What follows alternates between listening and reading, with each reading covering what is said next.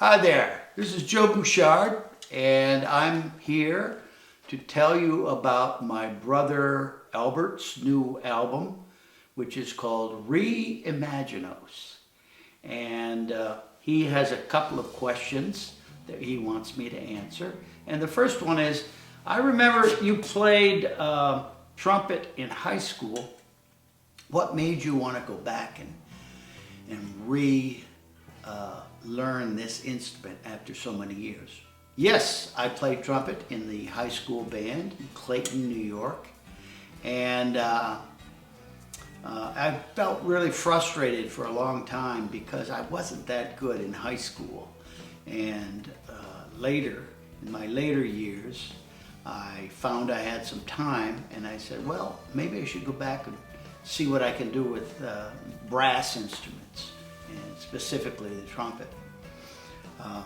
I actually played trumpet for one semester at music school when I was at Ithaca College, but I had to stop that because I was really a piano major, and piano was taking up all my time.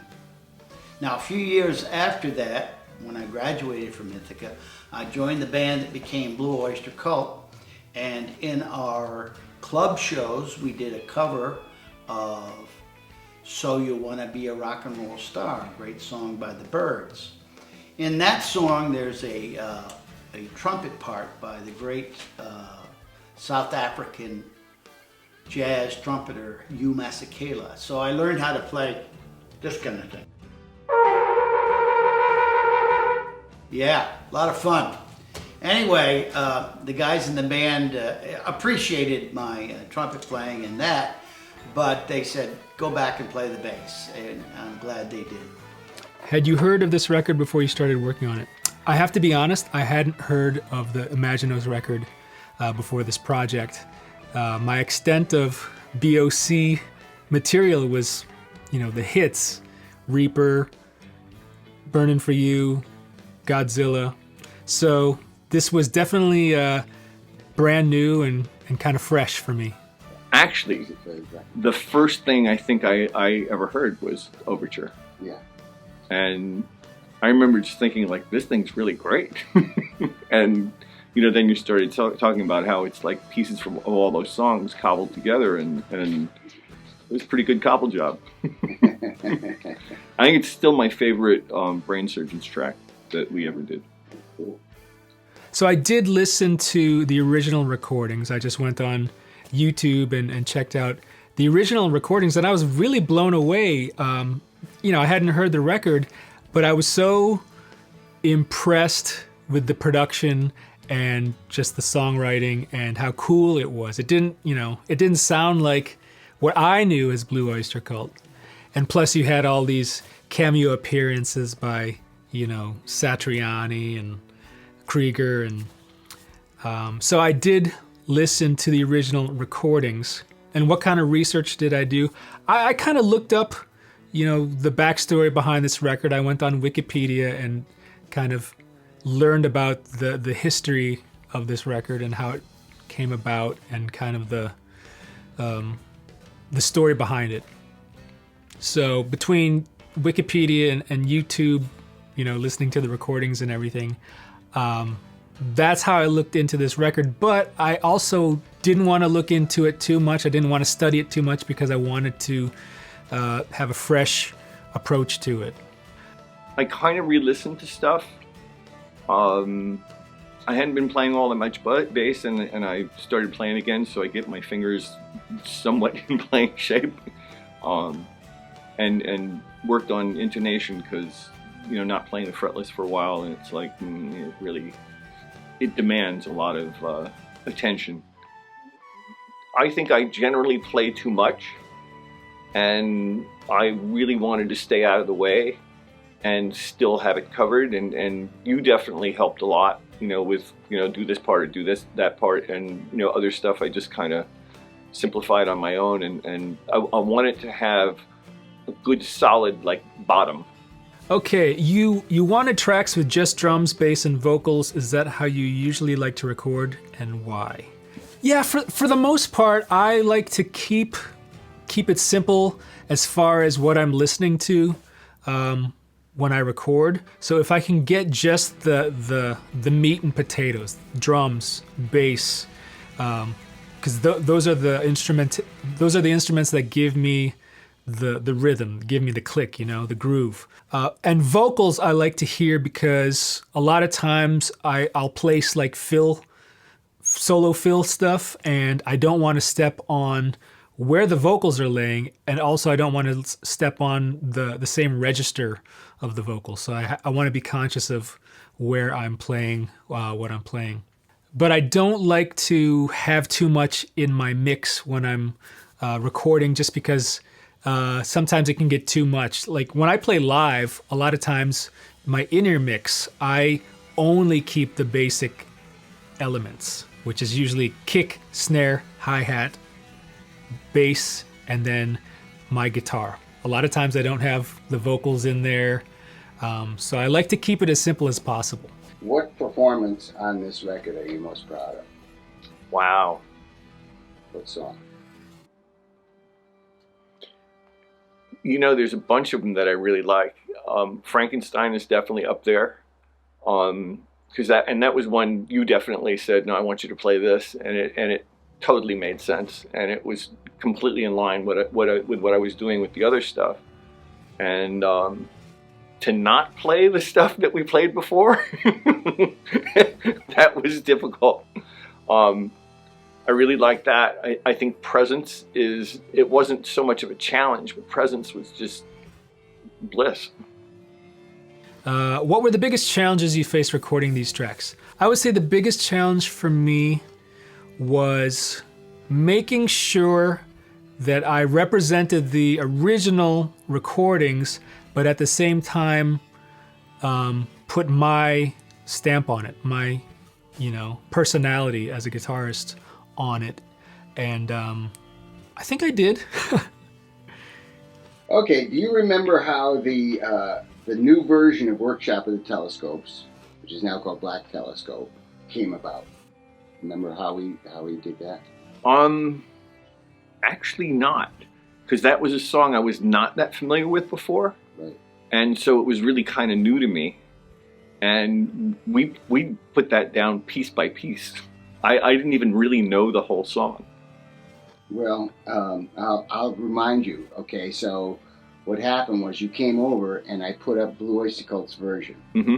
And I listened to it and said, this is not going to work for this record. This is too electric sounding, although there's elements that we could do.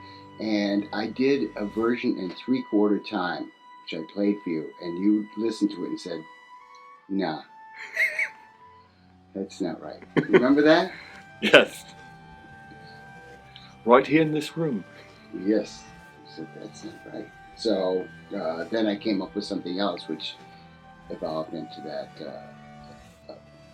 version. Did you, when you heard Black Telescope, was there anything that surprised you about it?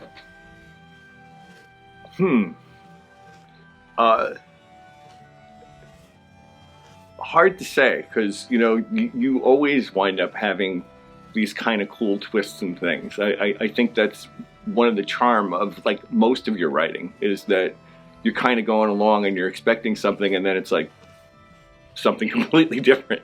Right. So it was consistent in that way, so I wasn't surprised about being surprised. We didn't really plan to have a trumpet in that, did we? No. And yes, when I heard that was, wow. And I like the idea of having like lots of different instrumentation. I think that's one of the things about rock and roll that sort of can get very, very boring. It's like, it's bass guitar and drums and, crunch, and the trumpet gives it a whole lot of sparkle. So he asked me, you want to do something on my new album, which is going to be the new version of Imaginos. And I said, hey, how about some trumpet? He sent me some tracks, and one of them is a song called Black Telescope. And he asked me, did you research how Buck Dharma played his solo before creating your own part? Yes, I did. I actually slowed down the track and I transcribed Donald's notes and printed out a score. Of course, I can't play it the way he did because he adds a lot of flamenco Spanish guitar touches that wouldn't work on a horn. So I started with the first couple of notes he plays, but then I go off into my own thing. In Black Telescope, during the fourth verse, the voices in the horn section play a dissonant note. How did that spicy note come about? Well, yes, there is that dissonant note, and it's actually just a seventh. In Baroque music, it would be called a submediant seventh. But I like the way it sounds, and it gives it a little spicy flavor. What gear did I use? So for the most part, I used a mix of everything that you see in my studio. As far as guitars go, I did use this PRS single cut model a lot, just because this is like one of my, I would say one of my number one studio guitars. It stays in tune. It's got a really nice output. These pickups are low wind, so they're not super aggressive. So I can get some really pretty tones out of it for being a dual humbucker guitar. I also used this custom shop Telecaster that I've had for many years. This is actually my favorite Telecaster that I own. And I have about 5 Telecasters, but this one is one of my favorites. I've recorded with this, I've toured with this. It's totally stock, but it just has this chime to it that I like. Really, the perfect Telecaster. And also for some of the solo stuff, I used my Sen Fullerton, which is made by Jeff Sen right here in Nashville. This is my favorite Stratocaster that I own. Strat style guitar, I should say. It's got Lawler pickups, and it just has kind of like the way the Telecaster is. This is like the ultimate Strat for me. This is like the most perfect sounding Strat, and I probably have more Strats than I do Telecasters. As far as my pedals and amps, I use the mishmash. For the most part, the amp that I used was this Sir PT100, which is a 3-channel amp. It's got a great clean and overdrive and distortion. It's like the perfect studio amp. As far as pedals go, I think I used maybe like an overdrive here or two. It's probably the Mythos Herculean V2, which is one of my favorite overdrives. I use that a lot. I don't think I used a ton of effects. I feel like if I did use any kind of reverb or delay, they were post-processing, so they were probably plugins that I use. I use a lot of Universal Audio plugins, so I might put a splash of reverb for ambience and some delay for some color. What do you think of the new album? It's funny because in listening and learning it and talking about it, I had a very different feeling about Sandy in general. It was sort of like, I don't think I quite ever grasped, because we never did that many of his songs at one time, and I don't think I ever quite grasped like his depth. And it got me a lot more interested in what he did, how he did it, and we had a lot of conversations about him. And one of the things I asked at one point was, I'm sure he's written other stuff, and I wasn't meaning music. I was thinking he had to have written stories and things like that. And I kind of felt like I wanted to get more of a sense of what Sandy was about. And I think in a large way, this album really is a tremendous tribute to him. I mean, his writing is just, it's really cool. How do you think this album differentiates itself from the original Imaginos? I think it's a bit more organic, quite a bit more organic. Rhythmically, it is far more interesting. Frankenstein being a tango is just fabulous. Astronomy, which is something I mean, I played guitar on that song. I played bass on that song, like, you know, in the Brain Surgeons, and doing it this way with really paring it down and having the vocal be so much more of a part of the music. And I don't mean really not the lead vocal, but the oohs, ooh, and that really sent me a long distance. And I think in terms of it might be truer to Sandy's vision, and if not, it's, I think, a truer interpretation of what he had in mind. In Imaginos, the other song that I played trumpet on, he asked me, did it take a while for this part to come together? Not really. The opening crescendo I really thought was cool, and that took a while to get that right. But the solo was pretty fun to play, and I think it's something that the fans are really going to like. It's funny because so many of the tunes that we had done before feel so much righter now. You know, Frankenstein has whereas before it was a straight ahead rock song, and yes, the lyrics were all there.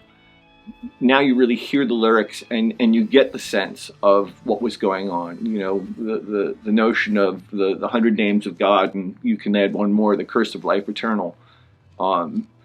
It really, I think it communicates what it's about better than the straight ahead rock version. It really gives it space and as a listener, the ability to follow what was going on. How do you think these versions of the songs compare to the original versions? Well, I think all of these are better than the original. It is a very listenable album.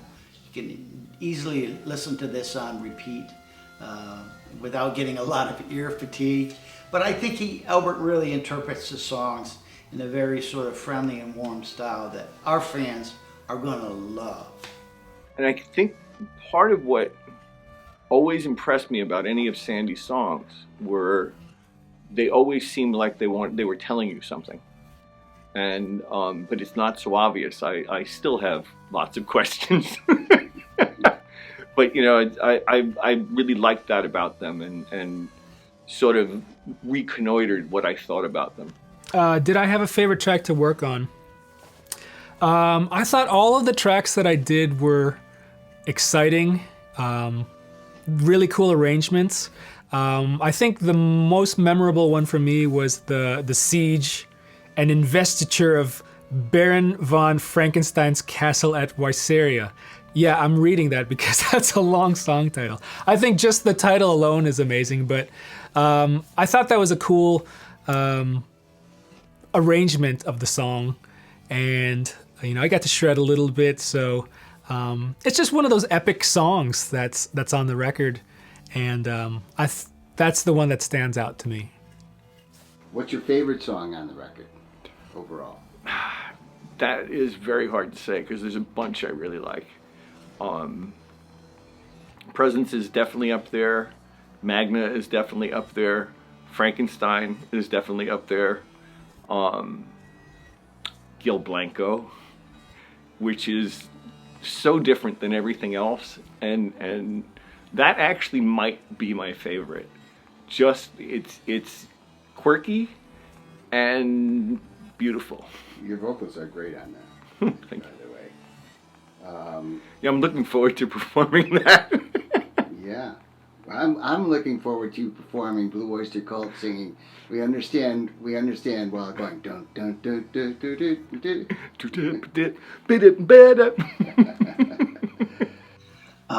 Well, you've heard it all. Yes, I've heard it all. And what is your favorite track on the album? Well, my favorite track is the last one, the 12th track on the album, which is called Les Invisibles. It just has a great groove, really rocks out, and I love the chanting 7 7 7 7. Yeah, I think the fans are really going to love that. But there's so many great tracks on this album, classics, reimagined for the Re-Imaginos. The fans are really going to love it. So that's my story. Bye for now. Enjoy the album.